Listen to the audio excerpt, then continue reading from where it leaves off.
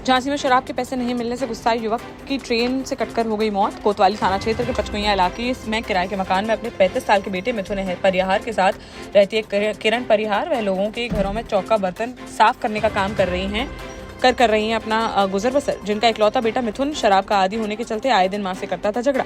बीती शाम उसने मां से शराब के लिए मांगे पैसे। मां के मना करने पर दोनों के बीच हो गया विवाद, जिसके बाद घर से निकल गया मिथुन और देर रात रेलवे स्टेशन पर उसके ट्रेन की चपेट में आने की मिली सूचना। सुबह पड़ोसियों के साथ मेडिकल कॉलेज पहुंची मां। यहाँ डॉक्टरों ने मिथुन को कर दिया मृत घोषित। पुलिस ने शव को पोस्टमार्टम के लिए भेजकर मामले की जांच की शुरू। कुत्ता 1 और उसके मालिक के दावेदार 2। ये दिलचस्प मामला हमीरपुर जिले से आया सामने, जहां थाने तक पहुंच गई कुत्ते पर मालिकाना हक की लड़ाई। करीब 7 घंटे तक पुलिस के सामने दोनों पक्षों में हुई पंचायत, लेकिन नहीं निकला कोई हल। पुलिस ने दोनों पक्ष से कुत्ते के मालिकाना हक के मांगे सबूत और भेज दिया घर। मंगलवार को दोनों को कागजात के साथ बुलाया गया थाने, जहाँ पुलिस ने केयर टेकर के तौर पर कुत्ते को एक पक्ष के कर दिया हवाले। सुमेरपुर थाना क्षेत्र का है पूरा मामला। महोबा जिले से बड़ा सड़क हादसा आया सामने, जहां महोबकंड थाना क्षेत्र में झांसी मिर्जापुर हाईवे पर सोमवार रात एक सड़क हादसे में 2 छात्रों की हो गई मौत, जबकि अन्य 2 गंभीर रूप से हो गए घायल। जानकारी के अनुसार एक ही बाइक पर सवार होकर पनवाड़ी कस्बे से अपने घर लौट रहे थे 4 इंटरमीडिएट के छात्र। तभी धवार गांव के पास सामने से आ रहे ट्रैक्टर से टकरा गई उनकी बाइक। टक्कर इतनी भीषण थी कि बाइक के बुरी तरह से उड़ गए परखच्चे। मौके पर पहुंची पुलिस ने सभी को पहुंचाया अस्पताल, जहां डॉक्टरों ने 17 वर्षीय भरत पुत्र केदारनाथ को कर दिया मृत घोषित। दूसरे छात्र आकाश उर्फ बबलू ने इलाज के दौरान तोड़ दिया दम। अनिल पुत्र हरि सिंह और सत्यम पाल पुत्र राजू पाल गंभीर रूप से घायल, जिनकी नाजुक हालत को देखते हुए उन्हें झांसी मेडिकल कॉलेज के लिए कर दिया गया रेफर। पुलिस ने शवों को पोस्टमार्टम के लिए भेजकर मामले की जांच की शुरू। ललितपुर में नगर पालिका परिषद अध्यक्ष पद के लिए 15 अक्टूबर को होगा उपचुनाव का मतदान, जिसको संपन्न कराने के लिए मंगलवार को अमरपुर मंडी स्थल से पोलिंग पार्टियां हो गई रवाना। मतदान केंद्रों पर पहुंच चुकी हैं अधिकतर पार्टियां। जिला प्रशासन ने चुनाव की सभी तैयारियां कर ली हैं पूरी। 2 जोन और 10 सेक्टरों में बांटा गया है शहर, जहां सेक्टर और जोनल मजिस्ट्रेटों सहित पुलिस अधिकारियों को किया गया है तैनात। जिले के 1,30,908 मतदाता अपने मताधिकार का करेंगे प्रयोग। 49 मतदान केंद्र और 136 मतदेय स्थल।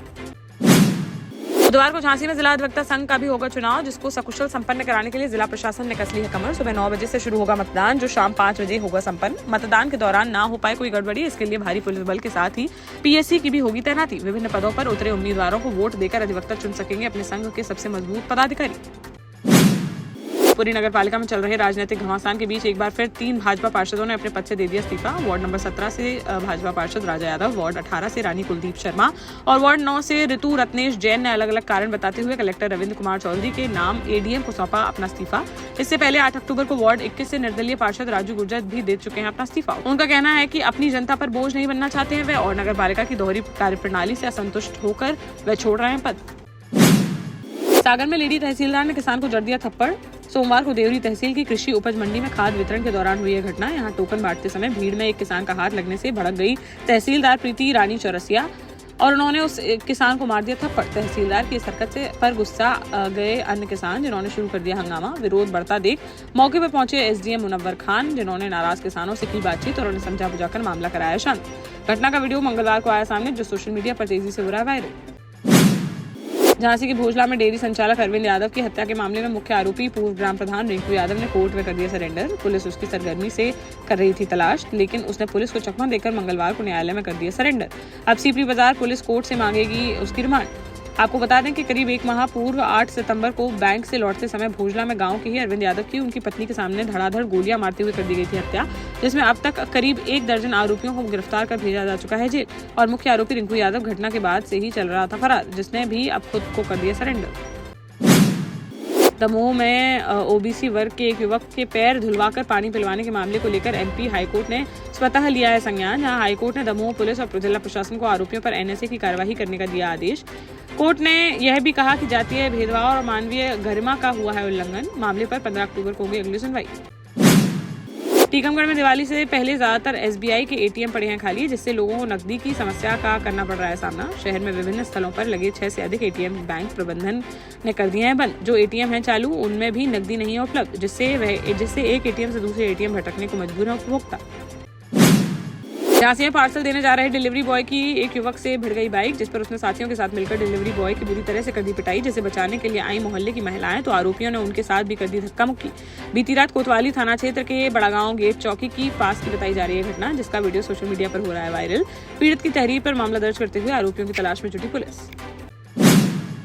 देश का जाना माना डेवलपमेंट ग्रुप आपके लिए फिर लाया है झांसी में वास्तु के हिसाब से फ्लोर प्लान सहित एक शानदार टाउनशिप, जिसमें सुरक्षा की दृष्टि से सीसीटीवी, एक ही ग्रैंड गेट से एंट्री और एग्जिट, चौड़ी सड़कें, parking, car wash area, senior citizen and international fountain parks, swimming pool, gym, badminton, tennis आदि courts, school, hospital, shopping mart आदि कई सुविधाएं। इसीलिए तो हम झांसी में लोगों की पहली पसंद।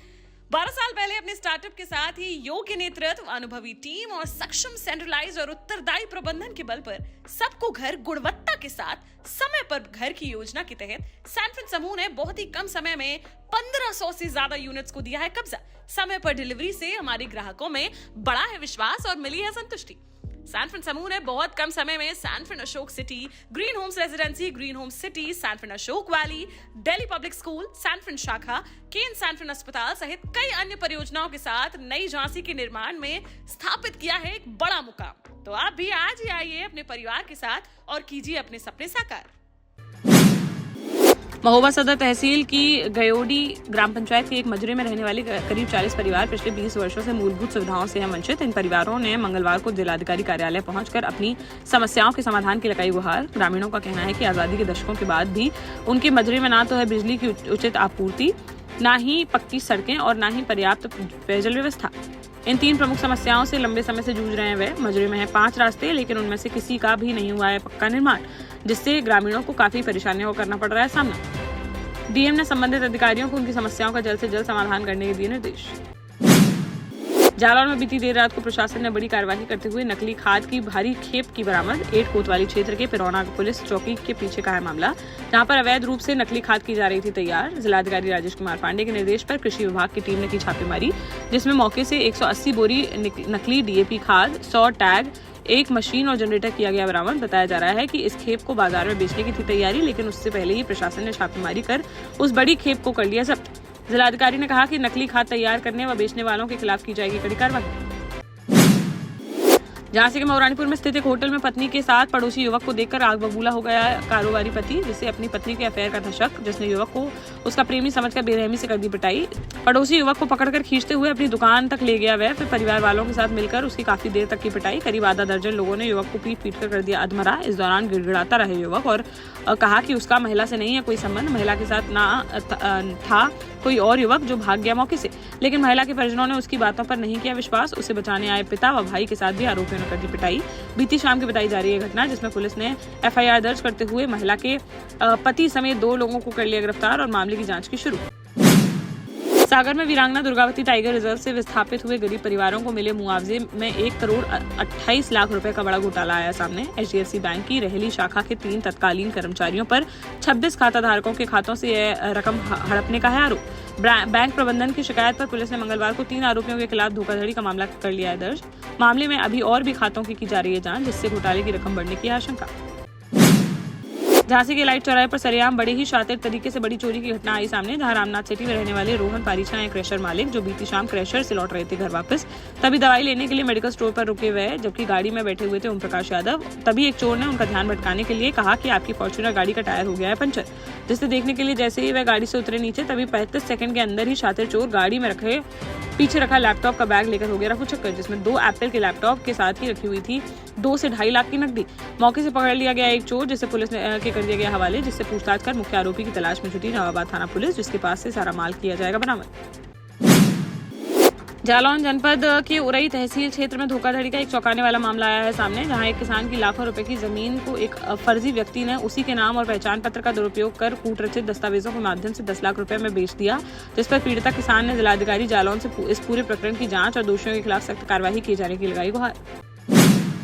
बुंदेलखंड यूनिवर्सिटी के अर्थशास्त्र एवं वित्त विभाग में माइंड मैनेजमेंट एंड माइंड की इकोनॉमी विषय पर एक प्रेरणादायक सेमिनार का डिवाइन हेल्प एनजीओ द्वारा किया गया आयोजन। कार्यक्रम की मुख्य वक्ता रही डॉक्टर गीता सहारिया, जो एक प्रसिद्ध शिक्षाविद, योग एवं ध्यान विशेषज्ञ के साथ ही हैं समाजसेवी। अपने संबोधन में डॉक्टर गीता ने विद्यार्थियों से कहा कि जैसे अर्थव्यवस्था को संतुलन, बचत और निवेश की होती है आवश्यकता, वैसे ही मन की अर्थव्यवस्था को भी शांति, एकाग्रता और सकारात्मक सोच की होती है आवश्यकता। वहीं mind power specialist Devraj Chaturvedi ने अपने प्रभावशाली वक्तव्य में माइंड पावर, कॉन्शियस माइंड और अनकॉन्शियस माइंड की पावर को समझाया और कहा कि इसके द्वारा विद्यार्थी जीवन से सफलता कर सकते हैं प्राप्त। सेमिनार के दौरान विद्यार्थियों ने ध्यान और श्वास तकनीकों का भी किया अनुभव और मन की शांति व स्थिरता का सीखा अभ्यास। योगाचार्य संदेश ने सभी को कराया योग ध्यान। डॉक्टर अतुल गोयल ने किया कार्यक्रम का संचालन और डॉक्टर शिल्पा मिश्रा ने सभी को जताया आभार।